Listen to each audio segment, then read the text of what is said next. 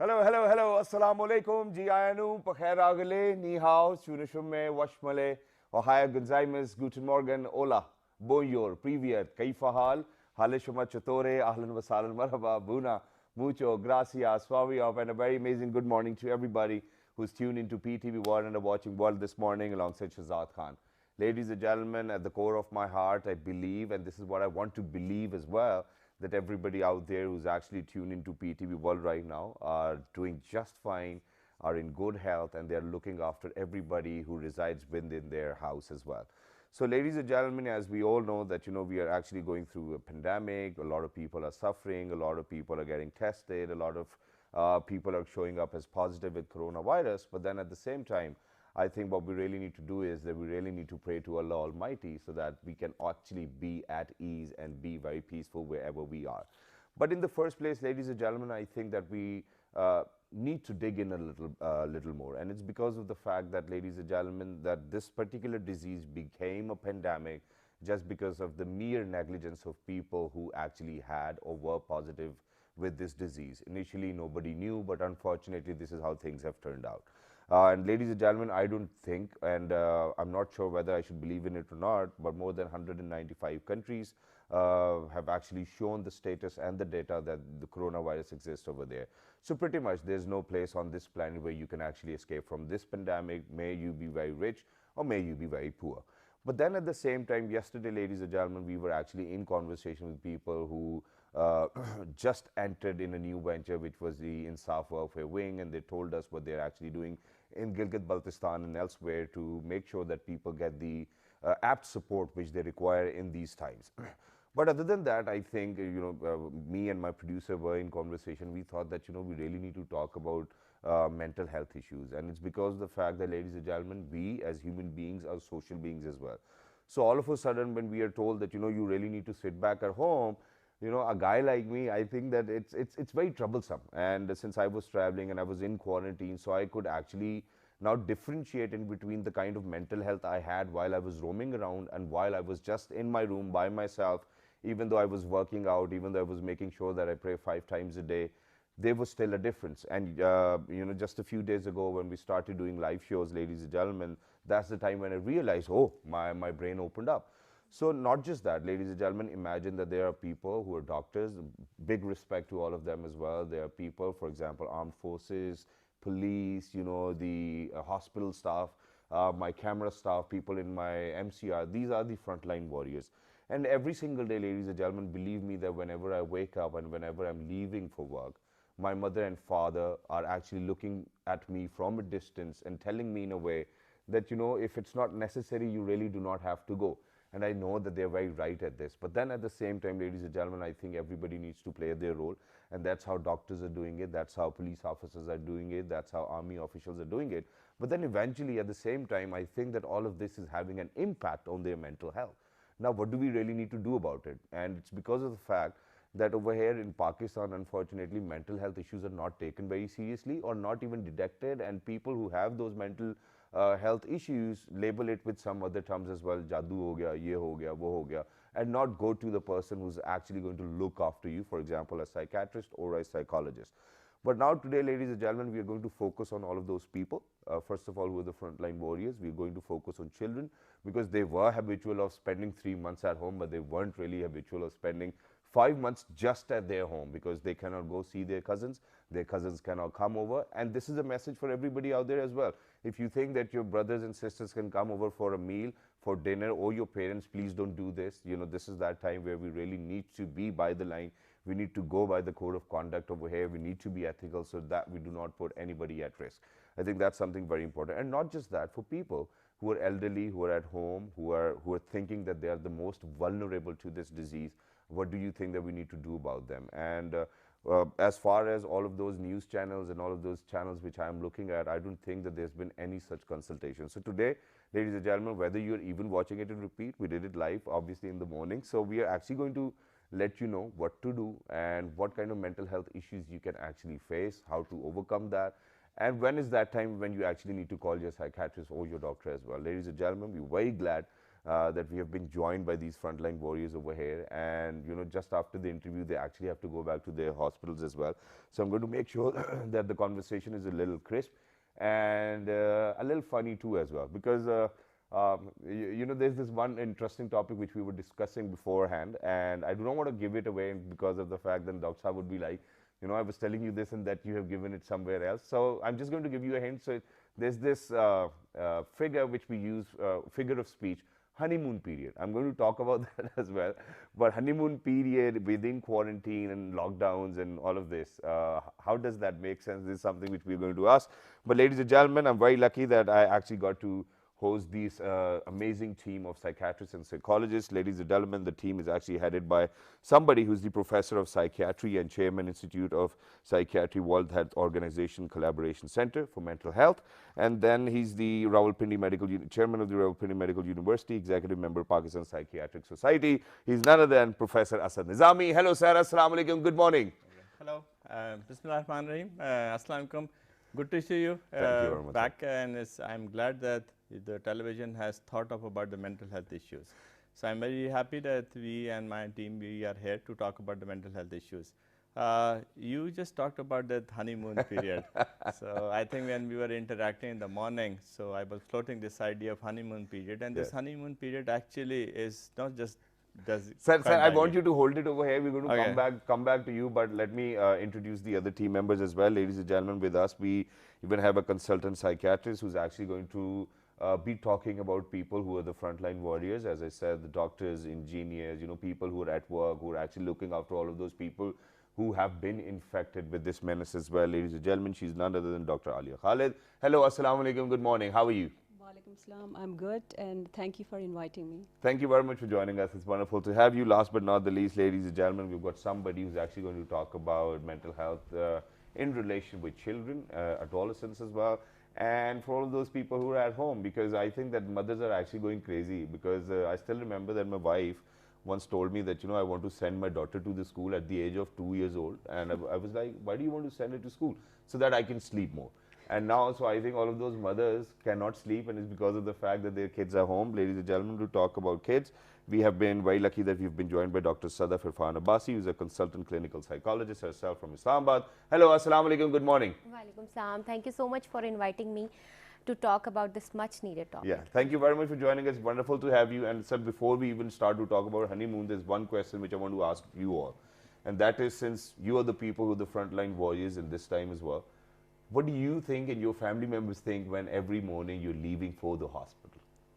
I think exactly the same what you have said. So every time when I go to my hospital, I think the first question they have on their mind is, are you going to go today? And I said, look, I have no option. Yeah. I have to be there, because we must all understand that though this is a very difficult time at the moment, Exactly. but again, we need very good role models. Exactly. If I not go to my organization, keeping all precautions, all safety measures, all safe distancing, Yeah. but you have to be there. The Exactly. team would not possibly follow.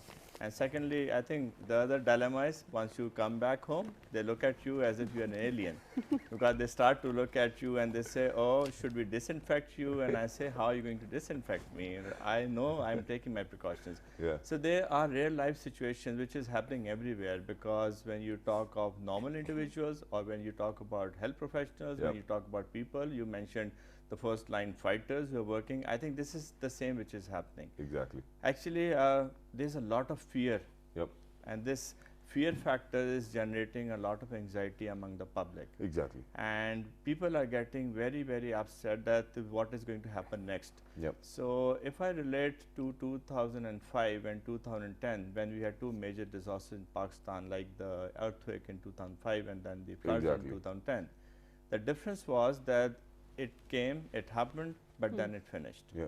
Now here you're fighting with a kind of a disaster which you do not know when it is going to end. Yeah. So that's creating a lot of fear and scare in the community, even in the health workers, because they do not know how long are we going to be engaged with it. Exactly. So I think that anxiety is possibly making them to wonder what's going to happen next. This is a fear of the unknown that they all have. Exactly. And that is where we need to understand that if this keeps on happening, this is actually going to exhaust us all.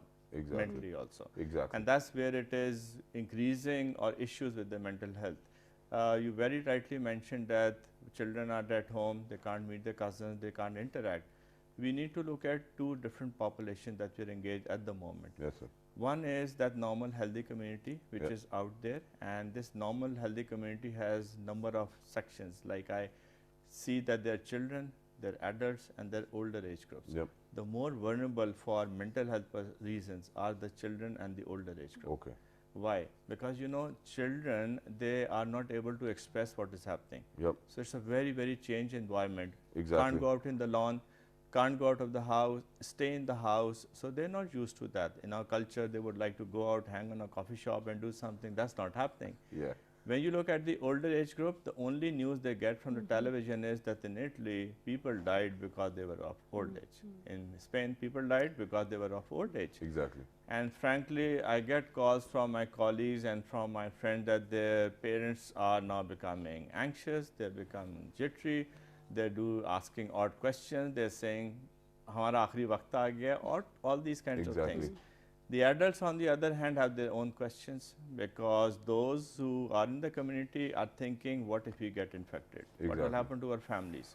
If we die, Pradhan Khwasta, what is going to happen to our families? Yeah. Those who are working with me, my colleagues in health, they have a lot of worry. What is going to happen to us? Should we be on the vent or not? Should we be saved or not? Yeah.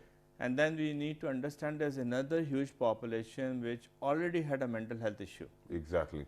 Now, the real dilemma is that in the last two disasters that we have with the earthquake and with the floods, you could access them and they could access you. Exactly. Now comes another barrier. You can't access. So they are not to travel. They can't travel. This is a lockdown. So the issue is, where should they go?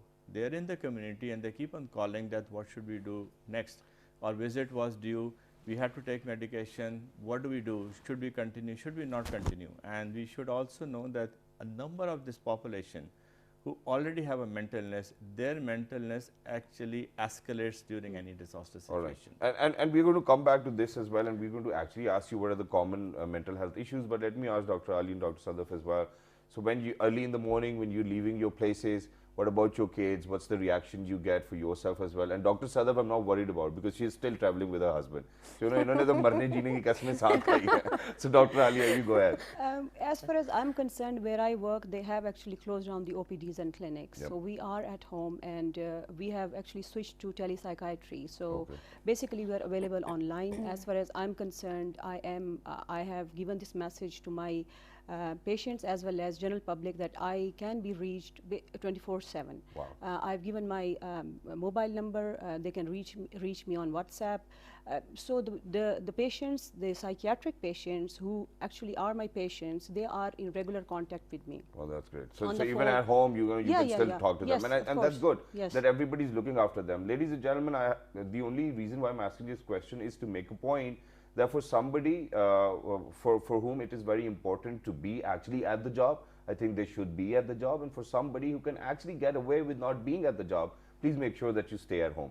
Now, very quickly, because sir has actually told us from that, for all the elderly people, because that's how media has projected it. But Yes. unfortunately, ladies and gentlemen, it looks like as it's a myth which has been busted as well, because a lot of younger people have died even in Italy or probably in China or even in Pakistan for that matter as well. So he's very wonderfully explained that how the elderly are feeling. Now Yes. let's talk about people who are the frontline warriors, for all of those policemen who are out there, for all of those traffic wardens, for all of those doctors, who are treating all of those people with coronavirus. How do you think that they are looking after their mental health? Well, when we talk about the frontline healthcare workers, Yep. actually it's important for the viewers to know that who they are. Yep. The health workers who are actually in direct contact with the COVID-positive patients, Okay. symptomatic patients. These are the doctors and the staff who are, let's suppose, working in intensive care units. Those who are working in accident and emergency departments. There are people who are working on the quarantine facilities, on the isolation wards. So this is what the main workforce is, because they are in direct contact with the Exactly. infected patients and those who are suspected of infection.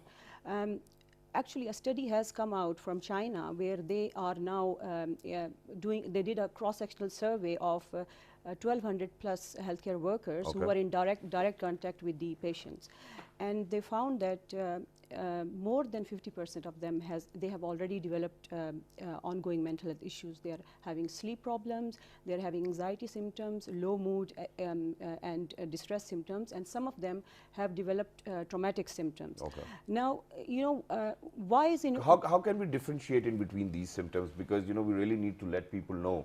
God Okay. forbid if they have one of these symptoms, they really need an expert to talk about Well, that. depression basically means low mood, not wanting to do anything, not interested in anything, having very negative thoughts about future. Anxiety makes people on edge. They become restless, they become irritable. They sometimes start having physical symptoms like tingling, numbness, headaches. That's all about anxiety. Sleep problems they can have.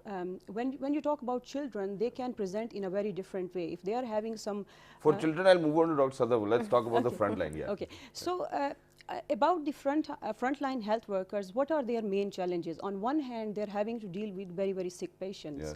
and they're having And to they're seeing people dying they in are front of seeing their people eyes. dying and also not only dying, there are some people, as you know, they are dying because they're not having access to the proper facilities. So it can be very distressing and traumatic, because as as a healthcare worker, you want to be able to help. You want to be able to do the best for your patient. On top of that, they are having to deal with the added anxiety of contracting the illness, and then when they go home, they are worried about passing it on to their loved ones. So that is an added anxiety that these people are facing. They are working long hours, and we find, and the people we have spoken to, and some of the data that is coming out, because everyone is stressed and everyone is overworked, they are not really being able to support each other. Exactly. You would have heard of the nurse, actually there are two nurses in Italy, and they have committed suicide. And the reason was they felt guilty. They felt guilty that one of them actually became COVID positive, and she thought that she might have spread the infection to her colleagues, other patients, and out of that guilt, she ended up committing suicide. So it's so important. Not just a nurse, even a minister. That was the news That yesterday happened in as well. Germany. Yes.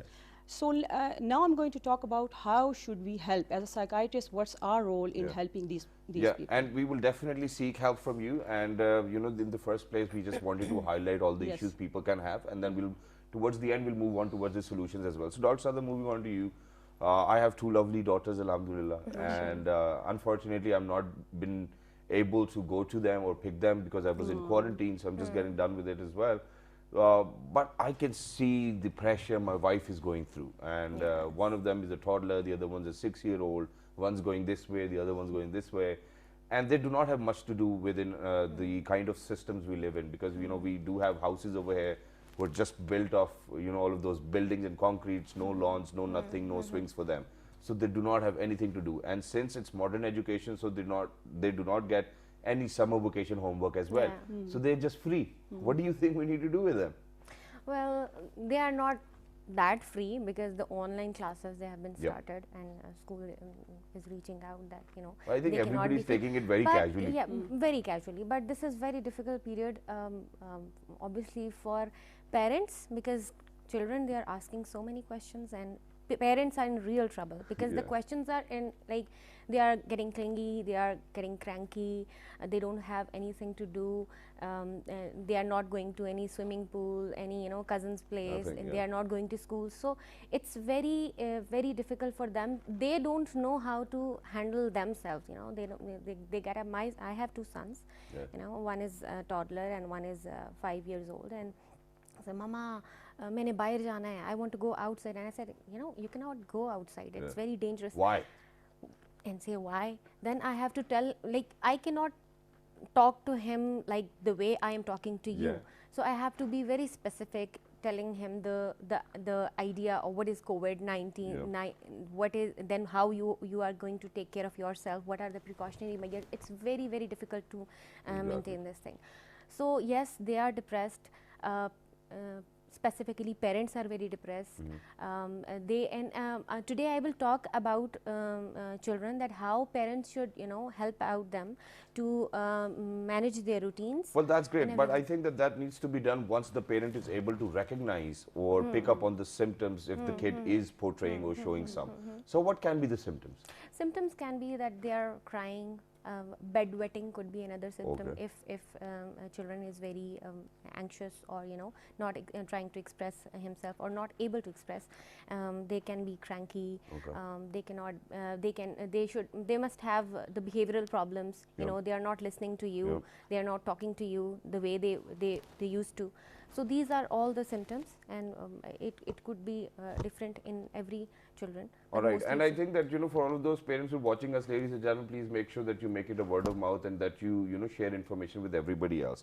And let me just move on to Professor Asad very quickly. Now, sir, you've discussed about how the elderly feel, but just talking about this topic, I think that it is very important to just highlight all the symptoms in everybody, may it be the front line, may it be the kids, may it be the parents, may it be the elderly. And do we have a national action plan? Are we going to look into that direction as well, that this is how we are actually going to keep a check and balance on the mental health issues? Again, Shahzad, I'm glad you asked this question about the National Action Plan.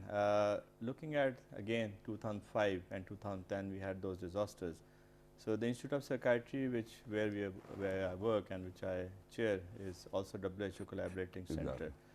And it's with the Rawalpindi Medical University, and even then we took this initiative because you talked earlier about the honeymoon period. I'm sure I can talk about that now. Now you can. Okay, so for the viewers, let me tell you what is the honeymoon period. I'm sure all of you know the honeymoon period, and all of you must have enjoyed the honeymoon period. And you will be surprised that why a honeymoon period coming in a disaster. Yeah.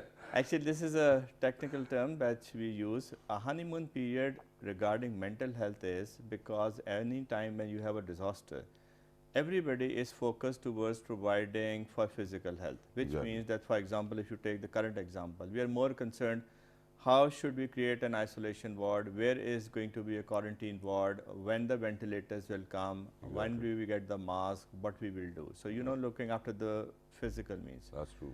That's the time when you keep on looking and you're trying to settle down things. But one of the things that we forget is, as we have been talking right now, the mental health issues. Exactly. The mental health issues starts to emerge from day one.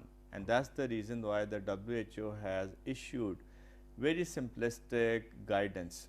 And they've issued this guidance which says coping with stress for adults and coping with stress for the children. And I'll talk a little bit about it. The whole idea is that why they're doing it, because they know that after another 4 months or 6 months, because after 4 months, 6 months, hopefully we don't have that disaster as we had in Italy, but there will be people who may pass away. Exactly. There will be health workers working in different health facilities getting affected, and we do not know how many of them will possibly go to a bed or so. Let's be realistic about it. What is going to happen in the community? How many cases will you have? And what is the worry that the health professionals have, that what kind of workload are we going to see in the next coming month? So all this creates a lot of anxiety. So why do we need a national action plan right away is that this is the best time to get ourselves prepared. Exactly, sir. Our mental health services are compromised. Dr. Alia provides help on the telemedicine. I have a helpline and we have a telemedicine. Can you share the helpline, sir? Well, I'll give you the number if you would want. So you can always have that and number. What we're going to do is that we are actually going to share it on our Facebook page, on Twitter for World This Morning. So please make sure, ladies and gentlemen, to check the pages right after the show. So the Rawalpindi Medical University has already set up a telemedicine clinic. We on the Institute of Psychiatry have now a helpline. So I'll give you the number, share it with everybody. This is operational from 8 a.m. to 8 p.m. So one of my residents, who is a specialized person, is available all the time to provide service. The whole idea was to keep a safe distance. Now coming back to the National Action Plan, we did made a National Action Plan in 2005 and then again in the floods also. Currently, I am also an executive of the Pakistan Psychiatry Society, and the Pakistan Psychiatry Society is a combination of 700 psychiatrists all over Pakistan. So what we have already started working on is a National Action Plan, which in simple word means that we need to incorporate all the academic units that we have in Pakistan. That's what we did in the time in 2010 floods. We've got a huge manpower psychiatrists in Pakistan. The idea is that if we are able to train all of them, get them a training to look after the needs of those in the community who have mental health issues and those patients who are unwell. All right. Now I'm going to quote another thing which possibly will be new for the viewers. This is called as a psychological first aid. Okay. You all know about the first aid. So whenever you have got an injury, you get a Dettol, you get the swab and you do this thing. Similarly, the World Health Organization has created a document which is called as a psychological first aid. Okay. Available on the website of the WHO. The Institute of Psychiatry has this precedence that we have translated it into Urdu. Wow. And this is available. This is not a rocket science. It has got 4 sections and it explains that any time. And it is, I am repeating, not only for psychiatrists. Very not nice. only for psychiatrists, this is for a normal person too. Wow. So you can get guidance, because the idea is that when you find somebody in the community who has got problems, you should be prepared and know what to do next. Exactly. And for that you need a guidance. So this psychological first aid is one of those things. The Institute of Psychiatry already conducted a workshop. What do we do in first aid? Just for everybody who's out there. Now, what is the psychological first aid? The psychological first aid actually is based on an appropriate communication with the community. All right. Appropriate And anybody can communication. do that. Anybody can do it. So the first thing that they say is that this is for everybody. Yeah. You can use it, I can use it, anybody can use it. It is only a systematic way of doing things. Okay. So the psychological first aid will tell you that if you find somebody who is anxious, who is in trouble, who is in a disaster situation, what to do, Exactly. how to look after them, what are their needs, what are the other facilities available that you can do, how should you make this person understand that what is happening, what Exactly. right communication you should have. With due apologies, I think these days we are overloaded with information. So you have got a Twitter, you've got a WhatsApp, you've got an Instagram, you've got Facebook pages. Everybody, whosoever feels like doing something, would possibly make a quick video and upload it. Exactly. I presume that, I'm not saying that don't do it, but possibly please make it evidence based. What we are doing is that everybody is plotting their own perspective. Exactly. That's the reason I'm quoting that whatever I use in my conversation and your program is coming from what the WHO is advising. Very nice. So people in WHO have sat down, they have thought about it. Yes, they ask us to translate it if you want to do it in Urdu. They have no embargo over it, and we are doing it already. So the Pakistan Psychiatry Society is already moving this area. Amazing. So the psychological first aid will tell you, and it has got in the last section different scenarios. That even in that scenario, how would you react? What would you do? Okay. So we trained a number of our residents at the Institute of Psychiatry, and way back, it's on the 17th of March that we were able to do that. Yep. Now my residents are equipped. The same thing we are utilizing with telemedicine, with the other departments, the academic departments all across the country. Yep. We have plans that we will do online trainings to them. That's So good. once we are able to do that, I think the next step would be to look into other tiers who are providing help in the community. And who are those? There are a number of NGOs who are providing this Exactly. information. So those can again be trained for that. So that's the acute phase that we should be able to provide people with awareness, with knowledge, which is evidence based, and secondly train them.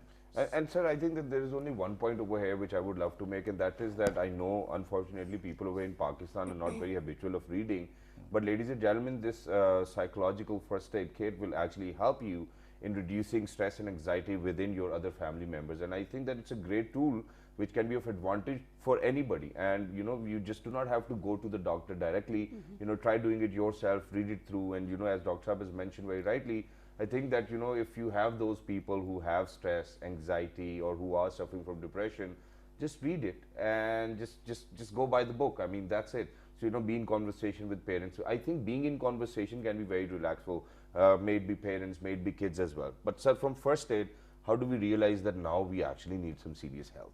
Okay. And we have a serious Because health earlier problem. you also asked this question that when do we know that things are not right? Exactly. I think the simple thing which I always answer people is that when you find that you can't perform, Yep. because it starts from your anxiety. So Exactly. anxiety is like feeling upset, Yep. distressed, fearful, worried, and that's a common normal reaction which all of us can have. But when this normal reaction goes to an abnormality, that you start to panic. And when you start to feel that, no, I don't want to go to work, and when you say, I can't perform work, another way of, you may start to become agitated. Okay. You may start to have fights with your senior colleagues, like your person who's in charge asks you to come to work, you say, I'm not going to come to work. that shows that things are going in the wrong direction. And when you start to have those ideas that, look, what's the use of going? I may get the infection. I may possibly get killed. I may possibly not be living. These ideas, when you start to have repeatedly, or possibly you find that, no, my energy is going down, or you're getting exhausted and you're physically well, that's the time when you should definitely seek professional help. Exactly. And that's the time when you should resort to different helplines. This is the time when you can go to a certified health professional or mental health professional and get help. Don't delay that thing. But sir, there's a very thin line. I mean, you know, the kind of environment we have these days, you know, in all the countries, I think everybody is not willing to go to work. So, you know, judging whether, you know, somebody being physically fit and not able to go to, I mean, even in my case, you know, I would have never come if my producer wouldn't have called. You know, so the situation is different and it's tricky. And we're going to come back to this as well. But let me move on to Dr. Alia, because this is going, the feeling which Professor Saab has explained is going to happen most to all of those people who are amongst the frontline warriors. And, you know, one day or another, somebody's going to stand up and they'll be like, bro, that's it. You know, I cannot do it anymore. Because even the young doctors initially, you know, there was this report who actually refused to come to work because their lives were at risk as well. So now this is your job and you have to come in. So how do we do this? I'll be very concerned about the person who, you know, who says that I am not managing and I just cannot work. I would be, because I would not take it lightly. We were already talking about some of the suicides that happened, some of the long-term mental health consequences that these people have to face. So if they have reached a point where they're saying that they cannot cope and they just cannot work. So what's most important is, and I think as a psychiatrist and we as a community on the whole, what we can do. I think as psychiatrists, and we are already doing that, we have to liaise with the public health officials on one hand, and on the other hand, people who are supervising them, who are there in charge, who, like you have a manager. Similarly, in every department, there will be a head, there will be a manager, there will be a supervisor. So these are the people who need to be made aware that these problems happen, that they are genuine, their staff, whatever they're experiencing, they're not faking it or making it up. Most people are working there quite, you know, they are very dedicated and they really want to help. But actually, if they are saying that, go and sit and talk to them, listen to their concerns, listen to what they are worried about, and sometimes just having that one-to-one conversation helps. The person feels reassured, the person feels that it's okay. And one more thing, I think our frontline health workers why are they more anxious? And I am concerned that they're more anxious because they are also not feeling physically safe. You know that there are a lot of hospitals and situations where they don't have proper physical equipment to help them and protect them, and you know, protect them from getting the illness. And you would also be aware of the stigma now which has now surrounded this condition. There have been cases in India where doctors and nurses and these frontline health workers, they've gone home and people have refused to, you know, the neighbors have basically refused entry into their compounds with the worry that they may spread that infection. So that's where the role of community comes. We as a community need to be more supportive, more helpful. If they have children at home and they're working in hospitals, we should help them with the child care. And we can do, you know, I think what we need to do is just being there to listen. Sometimes even talking to someone helps, you know, release their anxiety. Exactly, and I think that's what majority of the people want. They just want to be in conversation because they're not very easy to be in conversation with their parents or their other half. So, you know, they just want somebody to share their grievances with, which is wonderful. But very quickly, on a very lighter note, this is something I'm going to ask, since, you know, you are actually telling us about how to, you know, deal with people who've had mental issues who are on the front line as well. Now, since you earlier in your conversation said that, you know, you have made sure that you're going to have a telephonic conversation with everybody, don't you think that they will actually be like that, Dr. Ali, khud aap ghar baith ke hame yahan jab hum kaam pe hame mashware de rahi hain?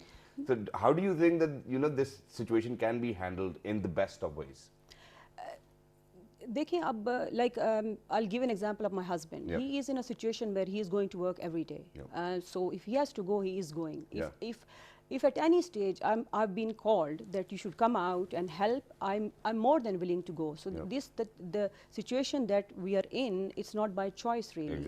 Our clinics are basically closed and we just cannot go. So like I was called here today and I was more than happy to come. So of course there is that thing. That was a good comeback. Yes.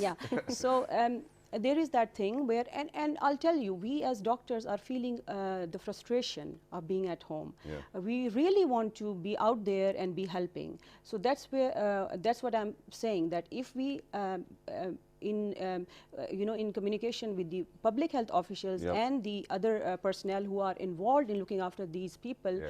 if they set up a system where we can actually go out and talk to them, we can actually give them a message that we are reachable, we are accessible, and we are there for them. So that should be hopefully enough. Yeah. And like Dr. Asad said, that they have developed a helpline where these people can actually call and talk about whatever is bothering them, and there will be a professional on the other side who would be advising them in the right way. And I think that's great, and it's beautifully said as well. And ladies and gentlemen, the conversation was so interesting and meaningful that I actually forgot to take a break. So ladies and gentlemen, right now at this point of time, we definitely have to go for a short break. But when we guys are going to come back, first of all, I'm going to ask Dr. Sadaf that imagine that you have this fear of death, and this is what coronavirus has done to us, that everybody's thinking, God forbid, if I'm going to get it, I might not make it through. So first of all, how to deal with that. Second, for all of those people who are mental health experts, how do they analyze their own mental health? And I think that it is very important for a mental health expert to know that their mental health is absolutely right, and then go on and treat somebody else. And thirdly, there's this one thing which I think is a little naughty, so I'm going to give it away after the short break. Ladies and gentlemen, don't go anywhere, because we're talking about how to cope with all of these menaces around, and how to be fit, how to be mentally fit, how to be spiritually fit, and how to be physically fit. Let's do this, but after a short break. Good morning.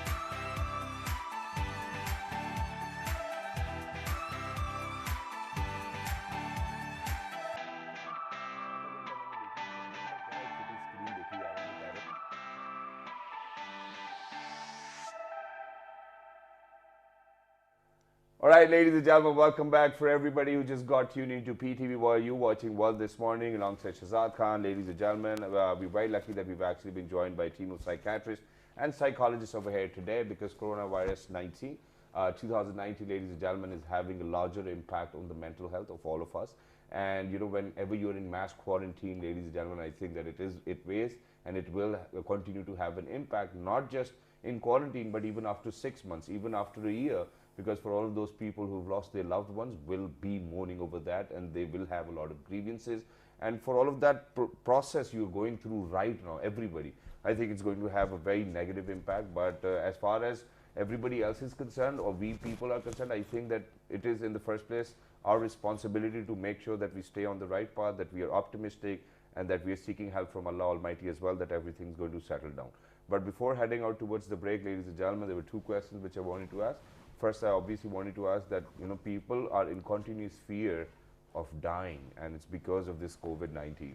Not just that. The other question, which will definitely be for Professor Saab, and that is that for a mental health expert, don't you think it is very important for them to get tested themselves in the first place, whether they're mentally fit or not, and then go on treating other people? So, Dr. Sadar, first of all, this fear of death, and it can do a lot of bad things to us as well. You know, it can wake you up at night, it can give you sweats, you can even shout in the middle of the night, you're like, what's happening to me? So, how do we curb that? Yes, this is another thing, another issue, you can say that, and I'm figuring out, like at my place, 2 or 3 of my family members, if one is coughing, the other one is saying, you know, look, you are having that infection, so please stay away. And constantly when 1 or 2 people are saying this thing, the person itself gets very much, you know, I mean, conscious. since I was traveling, I intentionally made sure that I'm not Yes. going to cough anyway. Yes. Am I going to die? What will happen when if I contract the virus and something? So this is you know, you can see that world is globally mass quarantined Yeah. because of this fear that if we are going to get out, we can contain this and we, you know, we could die. Yeah. So this brings a lot of anxiety. They are having acute stress anxiety, you can say, and people are getting depressed. They are and I will talk about my own patients who are having anxiety disorders. It is aggravating more, because people who are having health anxiety, they are becoming more anxious that what if I am going to have this infection, what I will do. Exactly. So this is, they are very depressed, they are having low moods. So what to do, you they know, get if somebody is actually You know, thinking that he's going to die or she's going to die, what do you think that obviously the we have experts to need to do? reassure them, like the recommendations which the health professionals are telling constantly. They are telling on TV screen and, you know, on media, that you have to wash your hands, you have to take care of yourself. And we have to reassure the other person that, look, if you are having those symptoms, then we can say that you are contracting. But if you are not having those, You're just overthinking. yes, you are just overthinking. So we reassure them, we listen to them, and, you know, we try to soothe them that this is No, not but a matter. you know, you cannot help it, and I think that Yes. everybody might have gone through this situation, you know, while being on this planet, that, you know, there are times when you are so full of anxiety that you cannot help it but overthink. So what to do then? Because people say, oh, you know, what you need to do is just sleep. And you know, at that point of time, people cannot even sleep or fall asleep as well. They have difficulty doing that. No, first of So all, we're looking for a solution over here very quickly. First of all, try to limit your information. Yep. You know, don't take a lot of, you know, media is providing, social media is giving. So try to limit. Like, fine, you have to get I think we are up to date. already getting limited information on COVID-19. No. Hell of, like, Italy, so many people are dying, you know, death rate, you have to do this, you have to do with these precautionary measures. So limit these panic informations. First of all, try to get busy in different, you know, and make routines Exactly. the way you were doing before. At least you are not able to go out, but still you can, you know, wake up early, try to read newspaper, try to read any good knowledgeable book. Exactly. You should, you know, go, at least you can Just go get out of that thought get process. out of that thought, basically distract yourself with different activities, you know, give some time to your family, try to Or cuddle a baby, I think that's the best thing to do. Yes. Yeah, which is great. So Professor Saab, very quickly, because we're running out of time, we've last 5 minutes, we want the best solutions as well, but very quickly, you know, how important it is for a mental health expert to get his mental health assessed in the first place? I think extremely important, because you know, mental health professional does something very different from Exactly. a surgeon or from a physician. Yep. Their contact with people is longish, and sometimes you do come across people where you do not find any solutions. For Exactly. example, somebody who says and come and tell you that, look, all my life is gone and now I want to commit suicide, I don't want to live, what should I do? So you know, you have those stories every day. When I see those 40, 50 patients in a day, my mind is loaded with Exactly. problems, Yeah. and I am loaded, and I'm so exhausted that when you come back home, you need at least half an hour to energize yourself. Yeah. So in the West, they do have this system ongoing where they keep on analyzing you, and they do a psychoanalysis on you. Yep. They explain to you the weaknesses or Yep. the strengths. In Pakistan, unfortunately, we do not have that system. Yep. But I think the best parameter which I found out is that if you are able to follow a healthy lifestyle. So Yeah. a number of my prescriptions, I died down daily Yes. activity schedule and healthy lifestyle, Yep. which simply means, like, if you translate it to right away in these days, please, please, please, people should understand that they should not have this activity of sitting in front of the television till 2 a.m. Exactly. They should sleep at the right time, get up at the right time in the morning, let everybody get up at the right time. So if children are at home, please ask them that this is the time they should go, take a shower in their normal routine that they have, change, sit down, have the breakfast at the right time. Yeah. A healthy lifestyle is going to be the solution of too many problems that we have at the moment. Okay. And eating habits? Eat at the right time. Okay. Eat and eat at the Don't right munch. time. All right. You do have this opportunity to do a exercise. You can do it inside house also if you have a worry Yeah. of going outside, but your life should be structured. Exactly. The WHO guidance, I'm not quoting myself, is the WHO guidance: do not spend too much time on the media. Okay. Yes. Whichever media it is, you need to spend only something like a 45 minutes or a 30 minutes.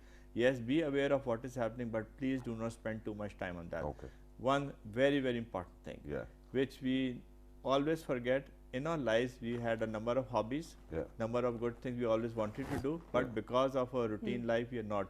Please excavate them. I Yeah. am using the word excavate them. Exactly. Dig them out, find out what you really wanted to do, and they're the ones which will energize you. Yeah. I have a huge group of my St. Marian class fellows. None of them is a health professional, and I enjoy being with them either online over a weekend. It's I great. make sure that I stick to them because I get all kinds of fancy information. And I can from I them. can Yeah. see the smile on your face as well. So I think that that's just being normal, man, and that's what everybody needs to So do. I think these are the few guidance, and again, the last thing is that we should look into credible information, which is Yes. evidence-based. I'm again letting the viewers know you only need to Google into the WHO website. Yeah. This is www.who.int/emergencies. Even if you type just WHO, I think you'll get all documents, all information there. Stick to that. Please do not pass on any information which is uncertified, Exactly. which has no relevance. And again, I think we need to be optimistic. In the past, we had disasters. We Yeah. were able to overcome that. So, inshallah, very soon we'll be able to overcome that. But please follow what the government is saying. If Exactly. they are asking you to stay home, please stay home. Don't play a volleyball match and don't go out for a cricket or a picnic. Please Yeah. understand, as my colleagues are saying, when you start to see things going drastic, then you will feel very, very worried. Very, So, very before that time comes, please restrain yourself. Exactly. Thank So- you very much. Thank you. Thank you very much, sir. First of all, joining us as well, and to talk about mental health issues. So, ladies and gentlemen, please make sure that you check out World Health Organization's page as well. We're going to share the helpline number. But very quickly, Dr. Ali and Dr. Sadar wanted to say something. So, please go ahead. You wanted to say something. When Very quickly. when we were talking about children, I also want to highlight adolescent. They have different mental health needs and different kind of worries.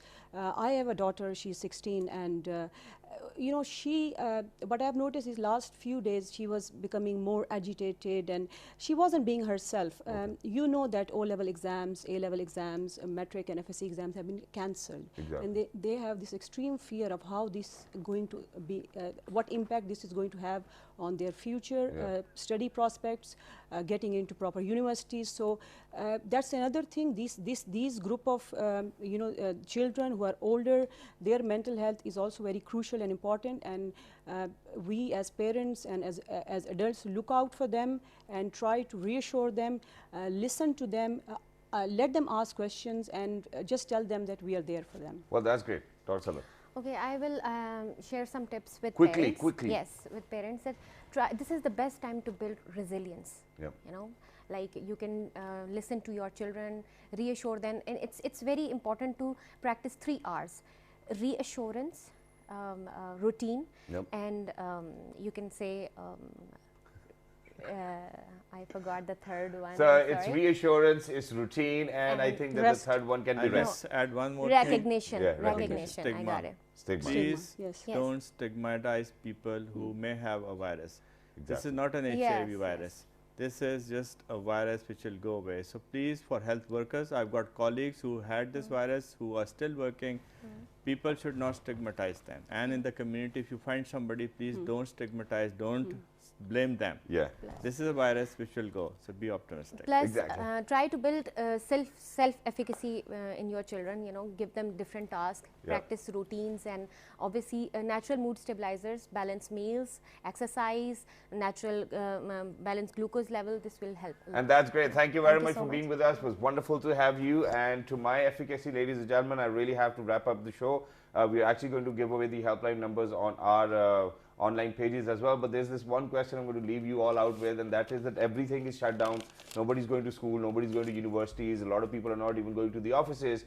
But women are still getting proposals at their homes. I think that this is something we really need to stop for now. This is not a period of getting married or looking for somebody you might be interested in. So please make sure, ladies and gentlemen, that you write to us on our Facebook page, which is with the name of All This Morning. The helpline number will be on that too as well. And all of the World Health Organization first aid for the mental health. Ladies and gentlemen, we're going to share that with you as well as soon as Professor Saab is going to give it to us as well. On YouTube, ladies and gentlemen, we are PTV World. On Daily Motion, we are World This Morning. On Twitter, we are World This Morning without a G. Please make sure to look after yourselves, your loved ones. Make sure that you work out on daily basis, even if it is for 30 minutes, read a book, pray 5 times. This is the best time. So I think that we are on a short leash already.